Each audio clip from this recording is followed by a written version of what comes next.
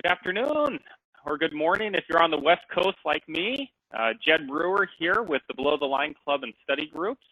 Very happy to have you on the call today as we are going to be talking about don't be out-convenienced and two major trends that are taking place in convenience that I think we as convenience retailers need to adapt to make sure that we can continue to be that spot of convenience is home delivery and then also digital search trends. So we have two people here respectively who will talk to us on each of these topics. The first is John Nelson, who's going to speak about home delivery. And John is the president and CEO of Vroom Delivery. And prior to being at Vroom, John was a co-founder at University Tutor, which at the time of its acquisition was the largest online marketplace for at-home tutors in the world. And John also spent 5 years in private equity in London, and he has an MBA from the University of Chicago and an undergraduate degree in economics from Rice University. Economists like myself, I like John being an economist.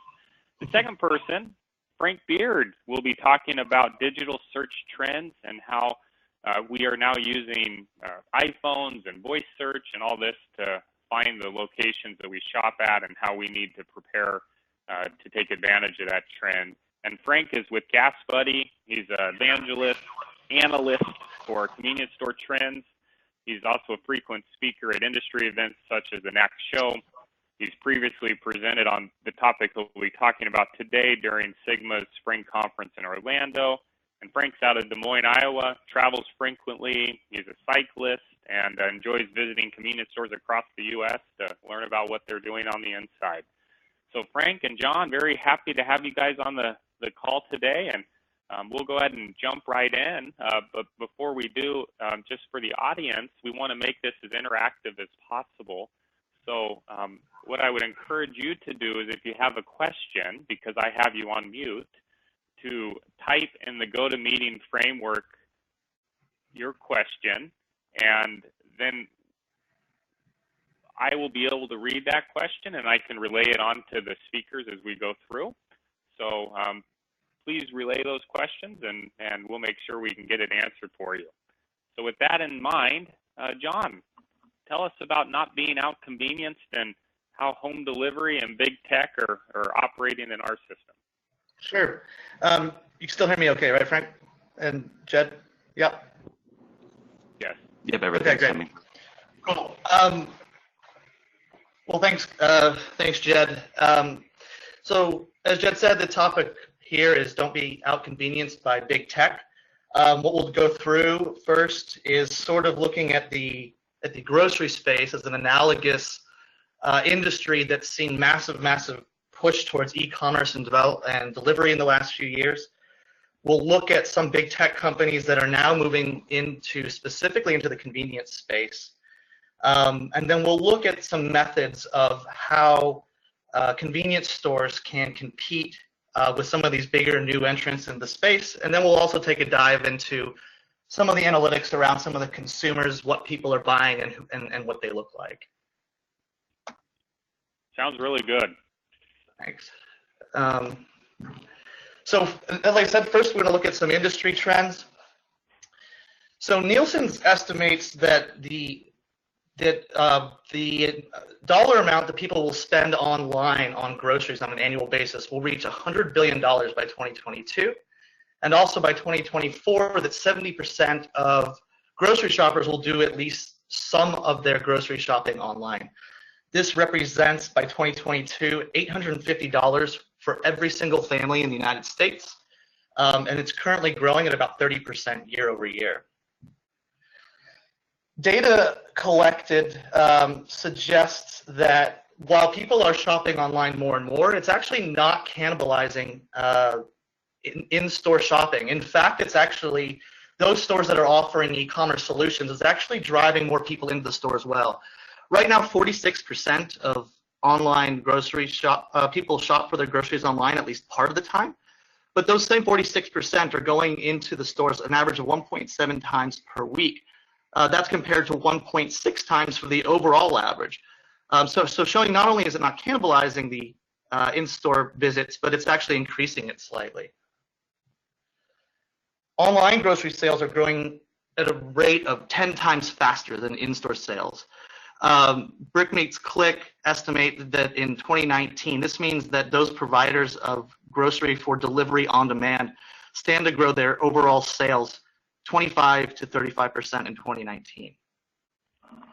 So sort of taking some of those big trends that have already taken place in the grocery space, we're seeing people starting to now, some small players and big players alike, really starting to move into the convenience space. And what that means is that the physical proximity consumers is no longer the most convenient solution in the markets where these new players are entering. So let's take a look at some of them. Everyone knows Amazon Prime Now.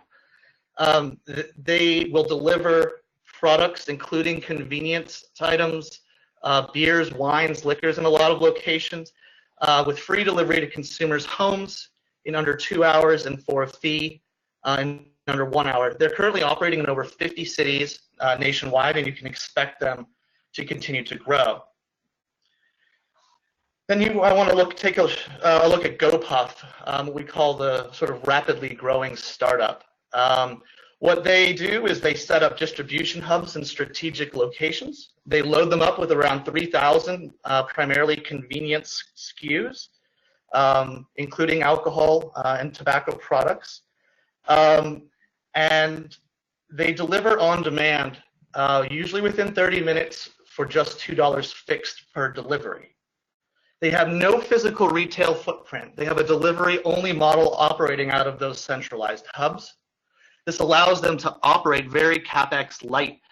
They can enter market fast and cheaply. They target not only big cities, but smaller towns as well. Specifically, they target towns that tend to have universities or college campuses nearby. And they're expanding rapidly. They've raised over $15 million, which has allowed them to enter over 100 towns and cities nationwide, and you can expect that number to continue to rise quickly over the next several years and months. John, how are they getting their name out, GoPuff, when they enter a market? I mean, they do mainly a lot of social media blitz, basically. They have some very sophisticated tools to target specific demographics of people. And something I can get into a little bit more, we work very closely with our partner stores as well to allow them to do similar strategies to what GoPuff is doing. Mm-hmm. To kind of build your brand in a market. Yeah, so they have a specific customer age range target segment that they target, and they just really hit them with Instagram and a lot of Instagram and Facebook ads in particular. 15 million, that's a lot of capital without a ton of physical assets to build their brand. Yeah, that's right. So this one should be even more scary then. This one's under the radar right now. It's an example of some of the things that are currently cooking.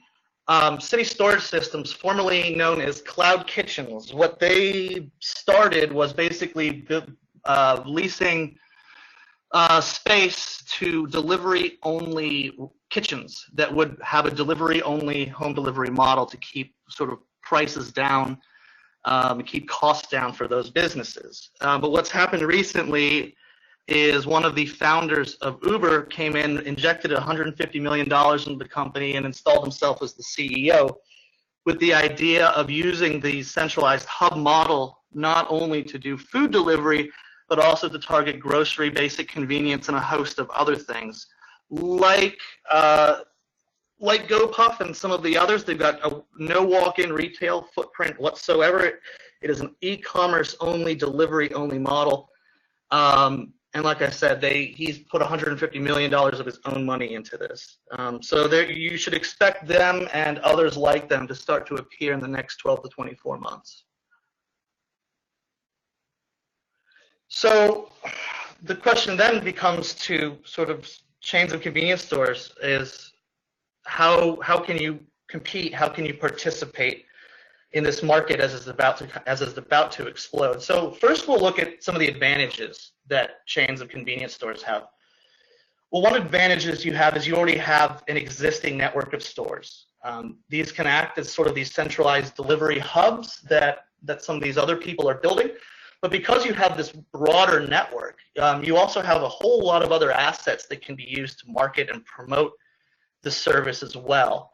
And talking to some other businesses that are utilizing this model, the physical nature of the ability to promote through in-store signage and really cost-effective means, utilizing the network can be very effective.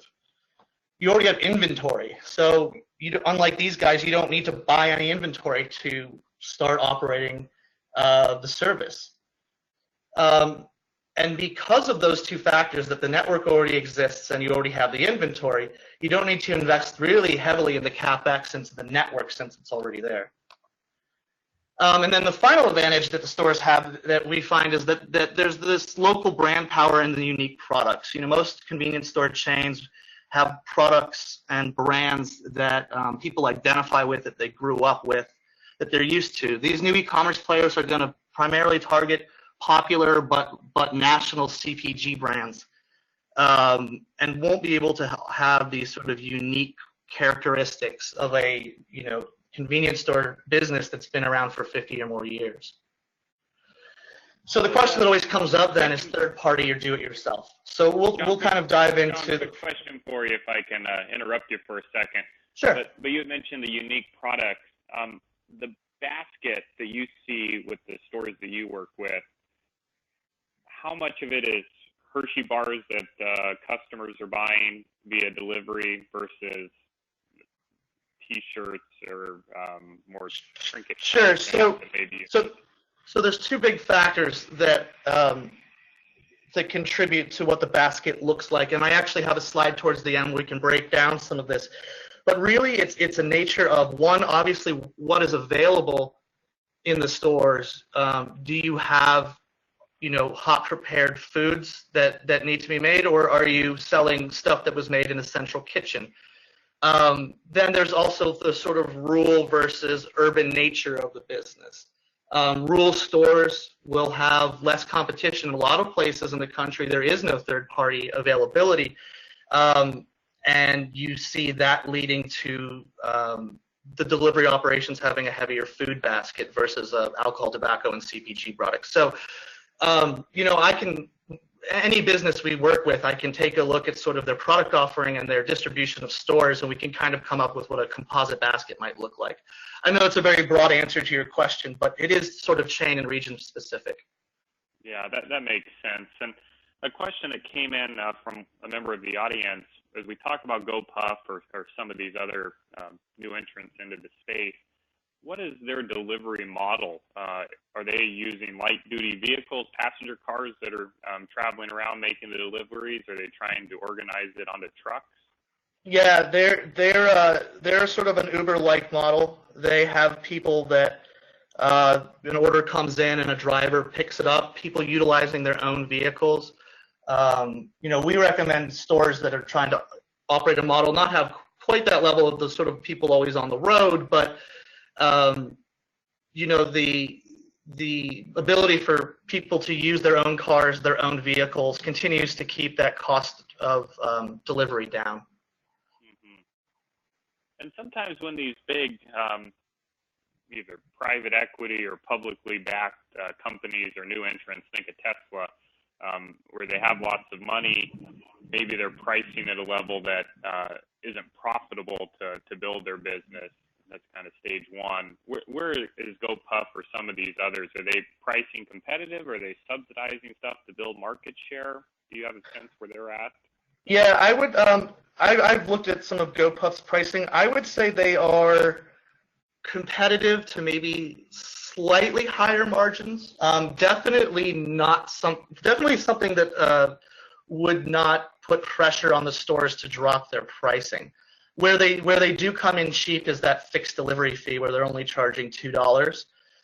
My guess is they are eating a little bit of that cost, but that over time will change. You're seeing in the food delivery space, Uber Eats and Grubhub and those guys have all been recently massively increasing their delivery fees, sort of in tandem.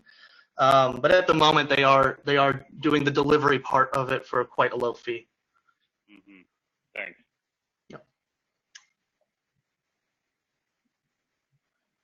So we'll look at some of the pros first of third party. Well, the number one is you don't need to worry about hiring or managing drivers. That's very nice. The software that these firms have is very well developed and readily available. They help you market your service, and they can quickly implement you at very low upfront cost. At sort of a high level, it seems sort of like the easy way to sort of jump into it. The problem is is that there are a lot of cons for this industry. Number one, importantly, is they can't deliver alcohol or tobacco products in most states. They charge margins of up to 30%, which really limits the products that can be sold unless you massively mark up pricing, in which case you're now non-competitive with the people like GoPuff and anyone else that's not marking up their products. They're not designed for a large number of SKUs. Most of these apps are restaurant-based and focused. You have no control over the drivers, and you lose the ability to brand the delivery service as your own. That's a big, important component. A lot of people want to make sure that this is their service, that the drivers are providing good value, and not just handing it off to some third party, and who knows what happens when they knock on the customer's door. They're not designed for chains of stores that are, convenience stores continuously are updating their price booking, adding products, removing products. They're not designed for really doing bulk price change on a regular basis. They really limit your access to customer information and contact information. So if you wanted to use your data and customer contacts to launch a sophisticated social media campaign or an email campaign, you won't have the ability to do that. You'll compete if your target is to sell your high margin food. The problem is now you compete with every other restaurant and third party on the network. So if your goal is to sell more pizzas, you're now in direct competition with every single pizza restaurant on that particular platform. And probably most importantly to a lot of chains in this country is that the third parties are only really available in more densely populated areas. So you may have a situation where maybe some of your network can be covered by the third party, but there'll be a whole bunch of towns and communities that you won't be able to reach. And we find that in some of those smaller towns and communities, it actually works really, really well, where you become basically the only or one of the only food delivery, basic grocery delivery, alcohol delivery options for the community. And it wouldn't work if you had to rely on third party. So John, the first bullet point there on the cons, can't deliver alcohol or tobacco products. Can you explain why there's a limitation for third parties? Yeah, because, and again, the laws vary state to state. I've got a very large spreadsheet that tells me who can do what where, but so I'm generalizing a bit. But in most states, third parties, because they don't have the permits, the alcohol or tobacco permits, they cannot transport and ID the consumer at their homes. Conversely, in most states, as long as it's an employee of the store, they can deliver and ID those consumers when they drop it off. Okay, that makes sense. So we'll move into the DIY. So first, the pros.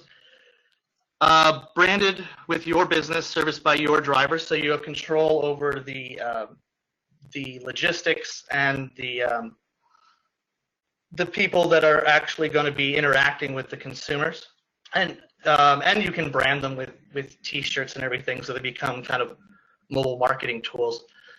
You can legally sell alcohol and tobacco in most states. As I said, I've got a large spreadsheet. If anyone's curious, I can let you know what the rules are in your state. Can sell all categories of products without marking up pricing. So that's sort of what we were talking about before, how GoPuff and these guys are pretty much on par with what a convenience store would charge. So, you know, the necessity to compete with them is that you're not marked up 30% above them. You get to retain delivery fees and tips, which you'll see in a minute are fairly significant to help kind of offset the increased cost of labor associated with running your own platform. And you're not relying on third party to coverage areas. So you don't have to worry, oh, they can service this one store in this town, but not my 5 other stores in these other locations. So you can run this operation out of, you know, whichever locations you think would be most beneficial.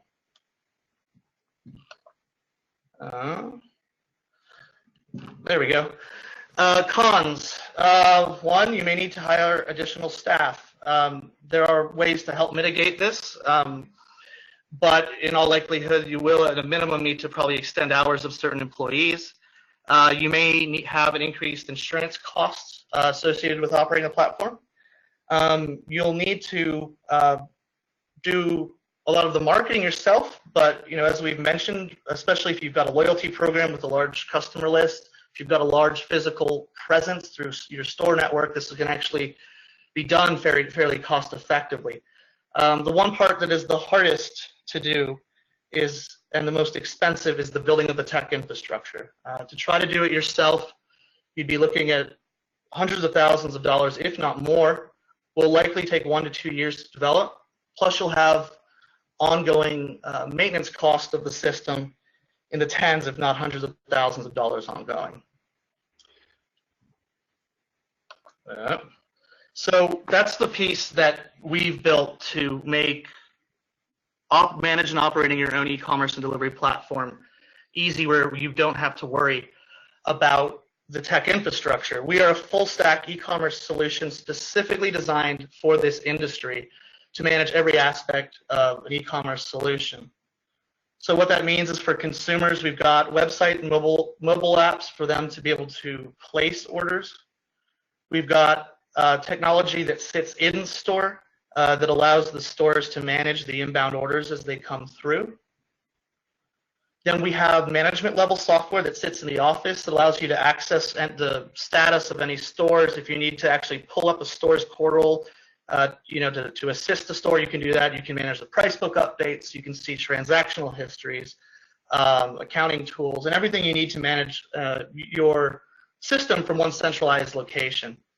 We've got tools for drivers that allow them to do things like route planning, collect IDs, store signatures. And then on the analytics side, you have complete access to your data, and we've built tools to allow you to drill down into it so you can pull up every single customer, their contact information, what they ordered, when they ordered it. You can, through the Facebook pixel, you can plug that into the page and start generating demographic information, who's buying products, what are they buying, and then you can combine the data that you generated through the system with some of the customer analytics that's generated through the website and the app to target specific customer bases with very specific social media ads. So for example, if you found that women between 35 and 45 were your biggest customer segment and they're buying a lot of wine, you could use social media tools to throw out an Instagram and Facebook ad to target that demographic with a wine ad. And we've seen very, very high ROIs on some of those ads, as low as $1 or $2 per new purchase. So kind of taking away from some of that customer data, that's the user segmentation stuff. So let's take a look at what people have been buying across the Vroom platform. This is one of the questions I think came up earlier. What are people buying? If you look at this chain on the left, they are a more rural chain that has full-fledged kitchens involved. As you can see, they're doing 2/3 from their food service offering, alcohol being number 2. If you look at chain B on the right, they are a more urban chain, a lot of competition in the food space. They themselves don't actually have a hot food offering. So you can see it's more heavily weighed towards the alcohol and tobacco, but they're still generating a significant amount of sales from some of those other categories of foods as well. Looking at demographic data, it's about 60-40 women to men that are ordering online that we've seen, with the mode being age range being 25 to 34, so that female 25 to 34 millennial age range is making up nearly 40% of the sales that are coming to the platform. So the average basket size we see is about $40. This has been fairly consistent for delivery orders. Of that 40, about 10 is in the form of delivery fees and tips collected by the store. The way our system works, you can set the delivery fees differently based on different radiuses, driver times, and stuff like that. Tips can also be used to offset things like mileage as well. So it really does, that combination of delivery fees and tips really does help offset the increase in labor. And we think that's a fairly significantly large basket size. And as customers, $40 it's huge. Yep. Usually a typical ring in a C-store is a handful of dollars. $6.29 is the national average. Yeah. Yeah. So people kind of, we think it's sort of subconsciously amortize those fixed fees, so they tend to buy more. And if you look here too, this is looking at the average basket size, including tips and fees, based on the number of times someone's ordered. So you can see that people who try it a few times, the average basket's a bit lower at about $32. But as they start to get more comfortable with the system, once they hit around 10 orders, it's up to that $40 level. And then people who are ordering 100 times or more are spending on average $50 per order. So, it's really, really important, especially early on when launching a program, to make sure that you're delivering things timely, that they're correct, because generating the lifetime value of those 100+ order users is just incredible. So with your customers who've been involved with Vroom for a little while, so have more maturation, what share of sales do you see going through the Vroom network through delivery as opposed to being on the inside? Yeah, I don't have necessarily their baseline figures, and I got to be a little careful about talking about specific numbers to specific groups. But e-commerce is, if you look at where it is in the grocery industry, it's not unreasonable to expect within 12 to 18 months that you could see same-store sales account for about 20% growth within 12 to 24 months, I would say. But again, that's sort of looking less at our data and more at where the industry in general has been going and what other stores have been reporting as going through their e-commerce systems. So John, I want to make sure I heard you right. You were saying adoption of home delivery may lead to a 20% boost in in-store sales. Yeah, within 12 to 24 months, that's a reasonable estimate. Yes. And what are the expectations of the customers who are utilizing home delivery? Like when I order pizza, for instance, I want the pizza in 30 minutes or less because I'm hungry. Is that the same kind of customer? And are we as convenience operators able to deliver that kind of efficiency? Yeah. I think under an hour is pretty industry standard. Half an hour, people are going to be pleasantly surprised and happy.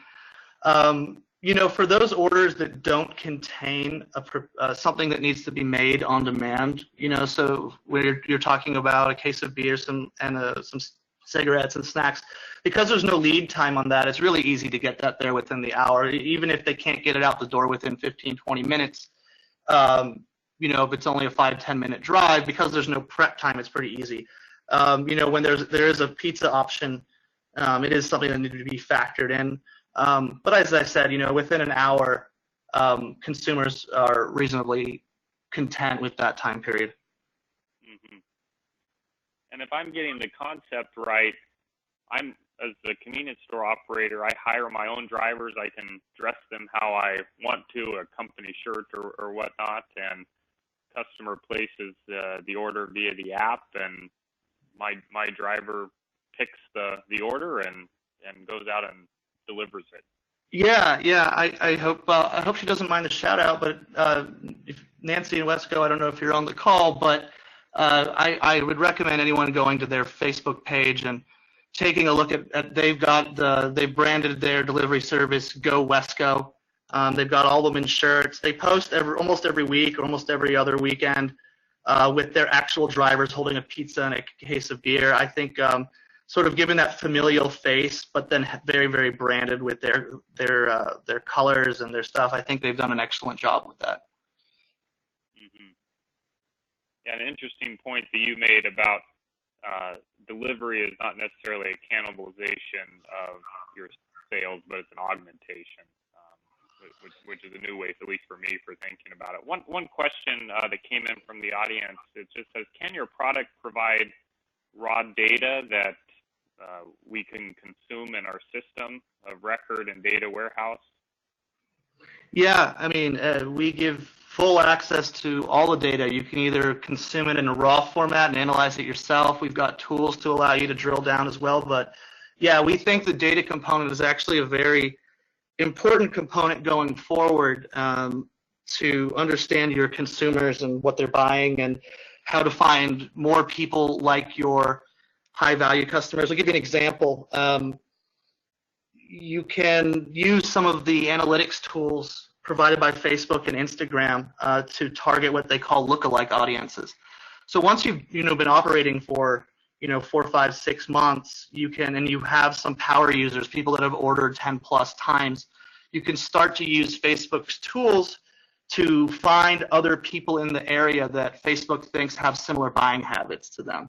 And so that you can use that information to try to find new people that are going to be spending hundreds of dollars a month on your online service. So it was a long way of saying yes, you have all the data. Sounds very good. Well, John, I think we'll move on now to Frank, but just want to say thank you for enlightening us on home delivery. It certainly seems like an area our industry needs to continue to move as consumers become more and more digital. And this whole idea of convenience as we know it is changing, as opposed to somebody leaving their home to get something quickly or their point of work, us coming to them. And those new entrants that you cited are increasing with a lot of money back behind them. So how can we continue to compete in that convenience space? And I think you drew some nice advantages that we as convenience store operators have that some of these new entrants don't, to continue to capture that customer. So thank you, John. And Frank, let's move on to you, and we'll talk a little bit about digital search trends. So as we talked about with John just a second ago, it's kind of how do we capture that customer who's sitting in their home or sitting in their point of work. And I know you're going to talk about how do we capture that customer who is on the go, who may be near our store, not know they're near our store, or be journeying by and needing a given product. How do we capture them more? So with that in mind, Frank, let's turn it over to you. Yeah, well, thanks for having me on the webinar. Is the correct screen showing? It looks like it is. Is it able to be maximized, or is it yeah. on your computer? I'll maximize that in 1 second. I just wanted to point out something, because John brought up a hugely important topic with GoPuff, and I just wanted to add on to that real quick. I think it's interesting that at a time when retail as a whole has been going through a lot of very drastic changes, I think fuel and convenience has sort of gotten a free pass and been pretty secure at the last mile. But there's a lot of competition here right now, and that whole idea of convenience is really up for grabs. To add on to his point about GoPuff, I'm a GoPuff user, and they just came north of me to Ames, Iowa, where we have a large campus, Iowa State University. And I want to show you how they market themselves. These are photos that they provided the Iowa State Daily, and you can see how they're really trying to target a certain type of lifestyle and customer. You've got a guy and a girl here having presumably a Netflix and chill session with every possible junk food you can think of, looking very satisfied with her GoPuff order. That's an image that they provided, as well as this one, which I think is pretty obvious what they're going for there. But get on Twitter sometime and see how they talk to their customers. They're almost following that textbook model of disruption, where they build insane loyalty with a very clearly defined consumer segment, who presumably when they graduate college is going to wonder where GoPuff is and really be used to that service. I used it recently in Nashville because my hotel wanted to charge $10 for a can of Corona from the minibar. I thought that was silly, so I had GoPuff bring it to me in 25 minutes at basically retail pricing. $1.95 delivery fee. If you spend $5.95 a month to join the FAM, their loyalty program, they'll just cut out the delivery fee. It's an incredibly compelling offer, and really these are the kinds of concepts that convenience retailers have to be up against today because they're coming. And so what I'm talking about is kind of a small subset of that, and it's the fact that digital search trends have changed. The way we find a business has changed, and retailers have to stay basically ahead of the game and with these trends. So I'm going to get into that a little bit. Couple things about myself. I'm with GasBuddy. I'm our analyst and evangelist for convenience store trends. I'm also a speaker and writer in the fuel and convenience industry, write for NACS quite frequently for both the magazine and the daily, and have a habit of visiting convenience stores all over the country. A couple years ago, I even spent a month eating in gas stations to prove that healthy food does exist there. If you like anything that I'm talking about, I'm on LinkedIn at Frank Beard and also Twitter at Frank Beard, and I share a lot of this information there. But what I really want to get into today is what's happened in the past few years about sort of a evolution of how we find a business. You know, I'm only 33 years old, but I remember opening up a phone book when I was a kid to find the local hobby store's phone number because that was really about the only way to find out how to call them. And it's a painful process. I mean, those things are still dropped on my door today, but they kind of just go to straight to the recycling bin because they're not useful anymore. But we got over that and we got dial-up internet, which was great unless, you know, my mom decided to pick up the phone and kicked me off of AOL. That was no fun. But then fortunately, broadband internet came, but you were still tethered to a physical desktop, probably at a desk, and you had to do research before you went somewhere. But it was better. And then finally, smartphones arrived on the scene and brought location services and completely changed how we find a business, whether it's a hotel, a restaurant, a convenience store, or whatever it is. But GasBuddy over this time evolved as well. Just a few things.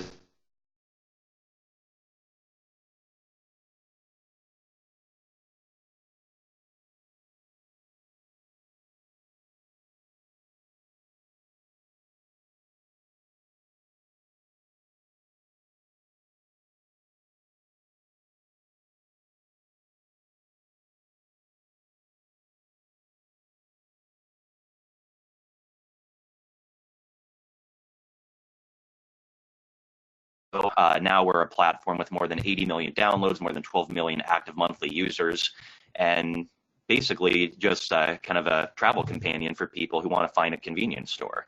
So what's happened though, and you see this in the way that our app has developed, is location services on smartphones brought the ability to do proximity searches. So they take your GPS and you can find out significantly more useful information than if you were just to type in a query on Google on your desktop. So what this has done, though, is people aren't just researching a business before they engage in their path to purchase, they're doing it during their path to purchase.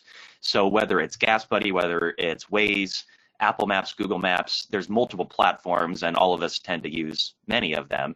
But we see that 82% of US smartphone users have now performed a near me search. Google also reports that over the past 2 years, they've seen a 200% increase in people submitting queries with terms like open, now, and near me. And what this means is that consumers are really more accustomed to just finding what they need when they need, what they need when they want it, rather than having to do a whole bunch of lengthy research before they go look for a restaurant, a hotel, or whatever it is. What this means, though, today is, fuel and convenience retail historically is an industry that understands the importance of a good location. I mean, NACS says that 93% of Americans are within 10 minutes of a fuel or convenience store right now. I mean, that's an insane level of proximity, and they're on the best corners, the best intersections all across the United States. But that's not enough in today's marketplace because people aren't necessarily just driving around and looking for whatever's most convenient. They're outsourcing that decision to their smartphones on multiple different apps, even maybe their in-dash navigation systems in their new cars. So what this means is that retailers not only have to have a convenient location, but they have to be located on the major search platforms so they're there when people are looking for them. One of the things that we've seen is in the Gas Buddy app, we have an option to do filters. Maybe you're looking for a regular fuel, mid-grade, whatever it is you're trying to find. But we see that 86% of the users who use filters on our app are actually looking for specific brands because they want to visit them and they want to know where they're at. Also, it's been found that 60% of users who are performing these near me searches are clicking on the first 2 or 3 results.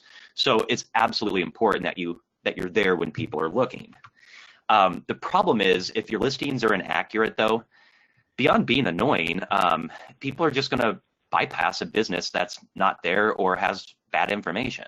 I mean, we've probably all dealt with this. I can't tell you how many times I've been traveling and maybe I'm rolling in somewhere at, I don't know, let's say 2 in the morning, and there's not a lot of options. So I just, try to pull up a nearby quick service restaurant, search for what's there. I see they're open till 3 or 4 in the morning, but you arrive and you find out that they're closed. Well, now you're irritated and it reflects poorly on the brand because what you saw online isn't what was really reflected in reality. And we find that, it's been found that 93% of consumers are actually frustrated by this, and 22% have visited a wrong location last year because the business they're trying to find didn't even have the right address. But this is a particularly large problem for fuel and convenience, more so than some other channels.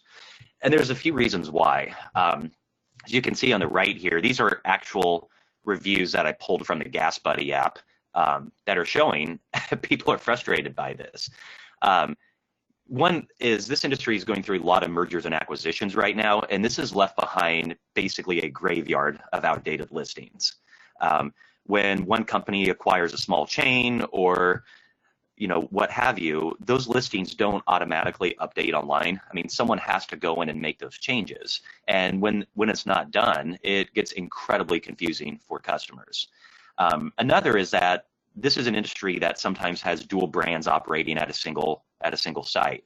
If you're a smaller chain, if you're even maybe a mid-sized chain in some cases, or an independent retailer that has one brand on the convenience store, but maybe a major fuel brand on the canopy, well, then the question is, how do you list that on an app like Google Maps or Gas Buddy or what have you?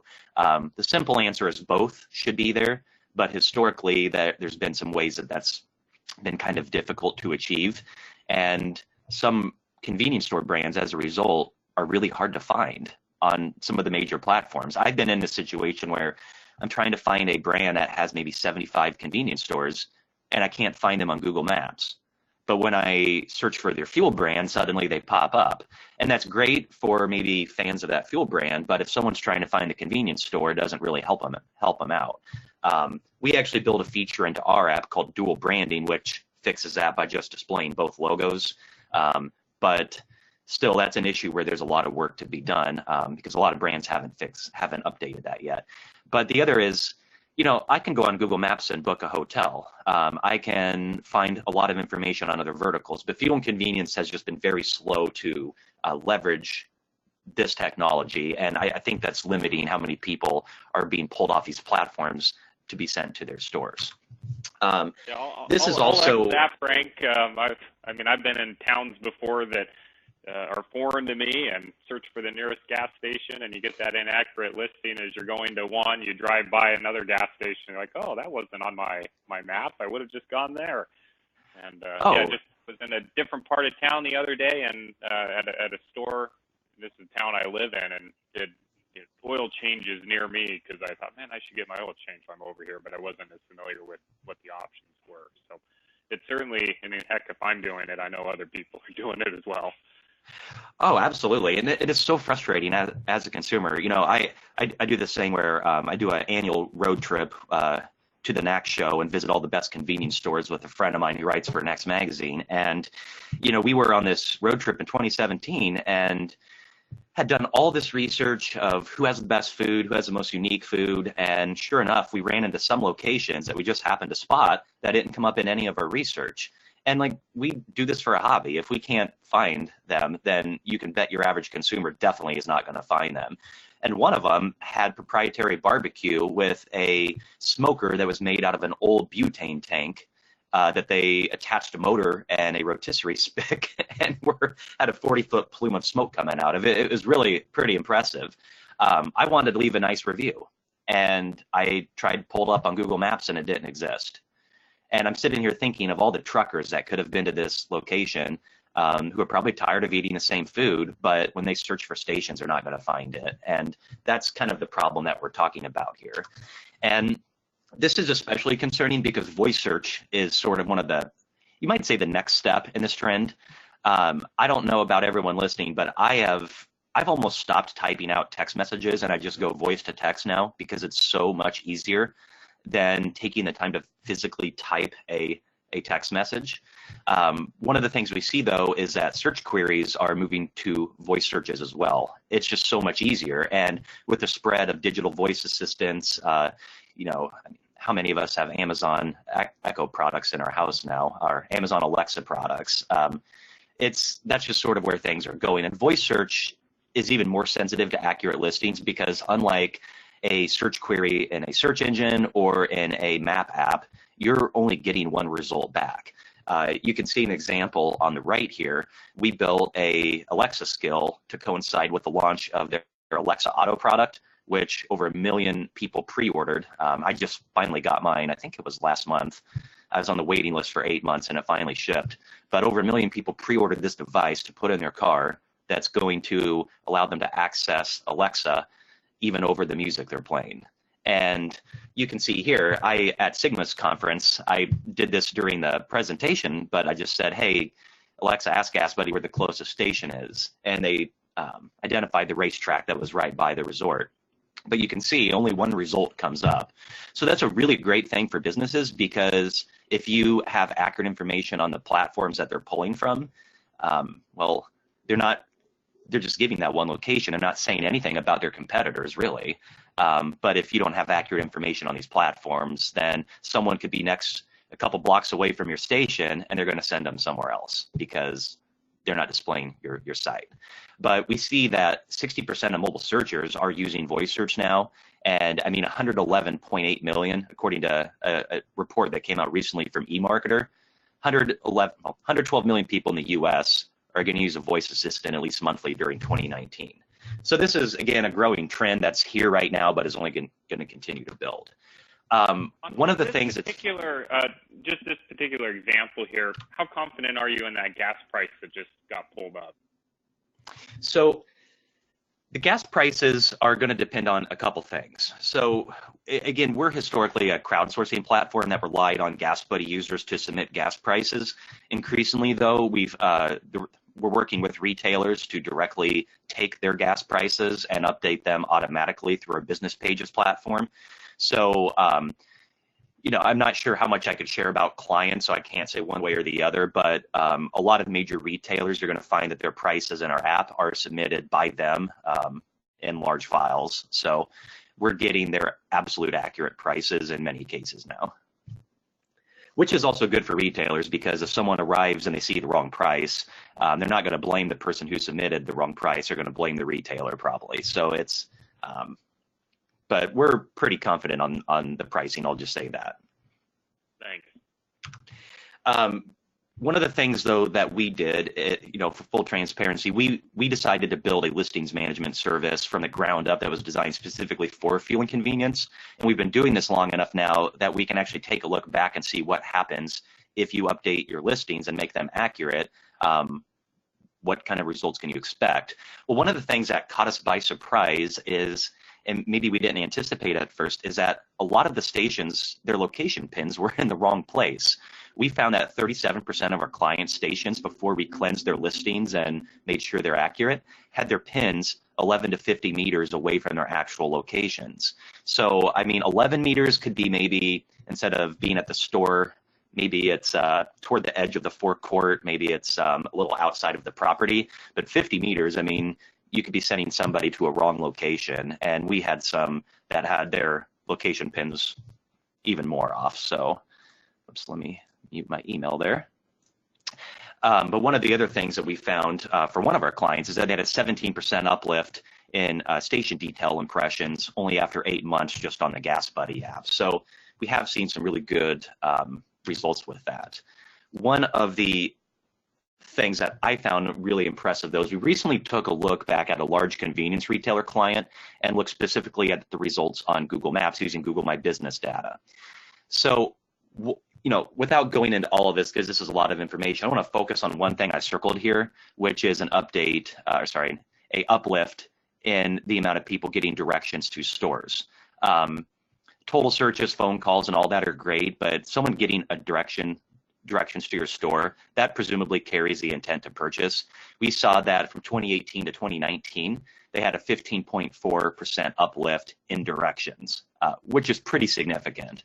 And again, this is a retailer that had tried to manage their Google listing sort of on their own, but then decided to sort of outsource it to us and just have it done across all the other platforms. And we were pretty happy to see those results.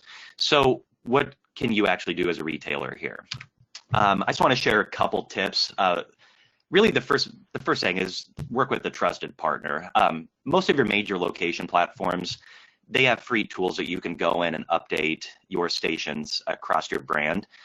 If you're a single store operator, that can be incredibly useful, and you can take care of a lot of that on your own. The problem is once you start adding more locations to your brand, it can be extremely time consuming. One, because there's a lot of platforms, and two, because, well, now you're updating multiple stores, and do you have someone in your company who is going to own that process, or are you going to do it yourself? It just becomes a lot of work. So that's one of the things that we actually do is we'll update across all the major platforms, the same information, make sure it's accurate, make sure what they find on one is going to match what they find on another, and that saves a lot of time and hassle.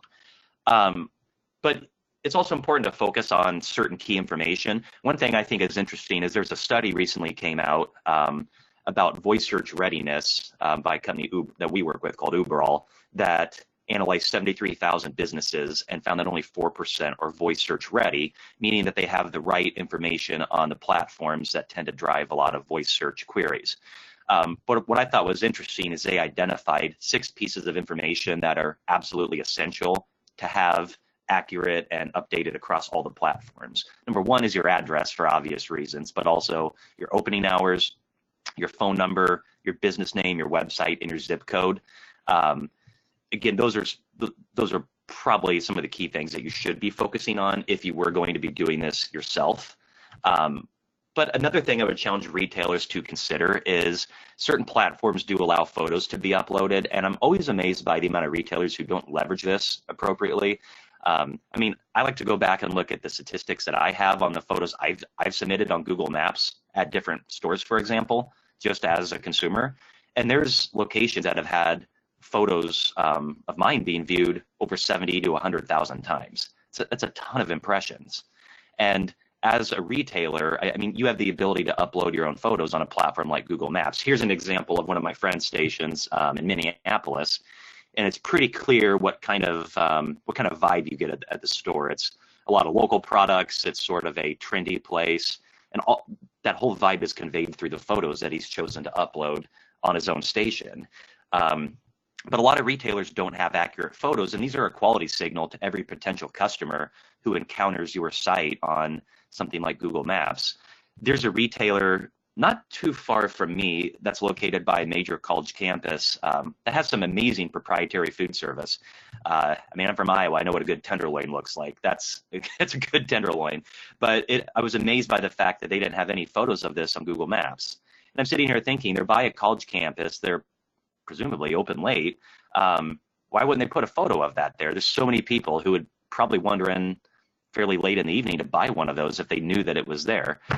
So I decided to upload those photos myself. But again, that's something where the retailer should have really taken charge to show potential customers what their store looks like, what they can find inside. It doesn't take a lot of time, and it has a potential payoff that's pretty large. So couple resources when this is shared afterward. I included a link to an article in CSP Magazine that was written about this particular issue. They spoke to myself and a colleague of mine who works very closely with our customers on this. So it has some pretty good insights. Our case study that I referenced earlier that has some of our initial data on this issue is also available here. And then a few articles I've written on our blog. If you want some more information on that, those are available as well. But that's all I have for today. If anyone has any questions, I'd be happy to answer them.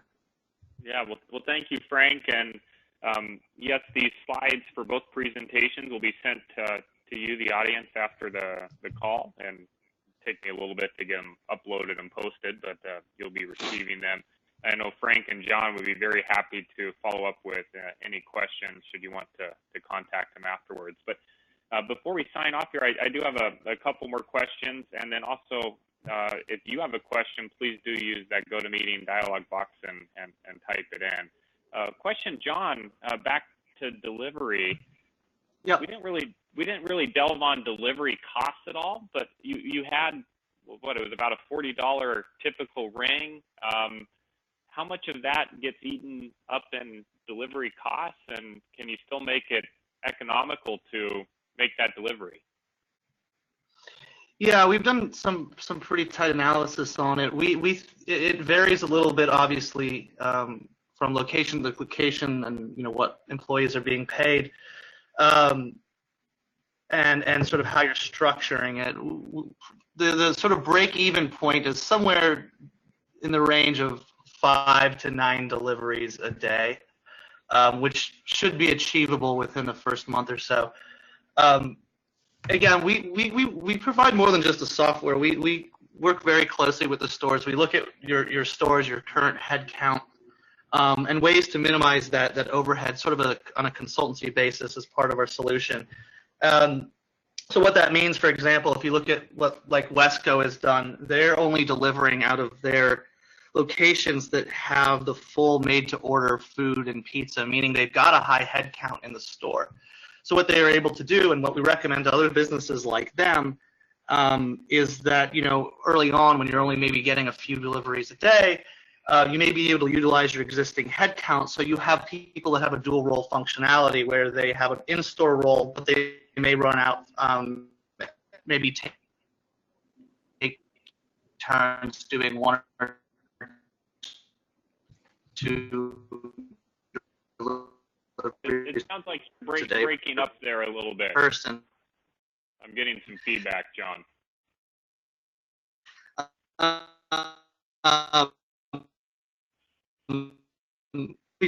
Oftentimes. Yeah, John, I'm getting, unfortunately, a loop. We just hear about every 10th syllable that you're saying there. But are more than happy. Yeah, John, I don't know if you can hear me, but yeah, it's kind of bad quality here. So I'll just, Frank, ask on the slide the average you're getting, and that's through the system. John may not be able to hear me here. But what I will do, audience, is I'll send you John's email, and if you have more questions for him, I know he'd be very happy to follow up with you as well. And then, Frank, just before we sign off, I've got one more question for you. Let me see if I can silence our friend John here.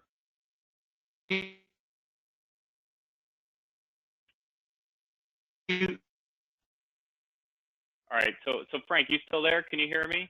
Yeah, everything's coming through. All right, yeah, you sound very clear. So just quickly, on your topic, if we were to identify one area to tackle first, what do you think is the biggest in terms of getting our online search area up to speed? I mean, I think the biggest thing is just really just understanding that this is a major concern and taking steps to at least ensure that your information is the same on every major search platform and that you have the right information there. Again, this is something that, I mean, we do work with a lot of major retailers on. If you wanted us to take a look at where you're at and give some feedback on that, I'd say just send us an email and we'd be happy to take a look at that. But it's just, this is, I think the results kind of speak for themselves on it. And we've seen when retailers do just ensure that their listings are, number one, accurate, and two, updated across all the platforms, they get a lot more people coming off these platforms into their stores. And it doesn't have to be a terribly time-intensive process. It does require a little bit of time, but once you've kind of gotten over the the initial bit of work to be done there, it's not so bad moving forward. Well, sounds good. Thank you very much, Frank. John, thank you, and the audience as well. Again, I will send out these slides to everybody, and I know John and Frank would be very happy to hear any questions you have for them. I wish you well as we all work to continue to be convenient and not be out-convenienced by the other market players out there. So good luck, and look forward to next time. Goodbye.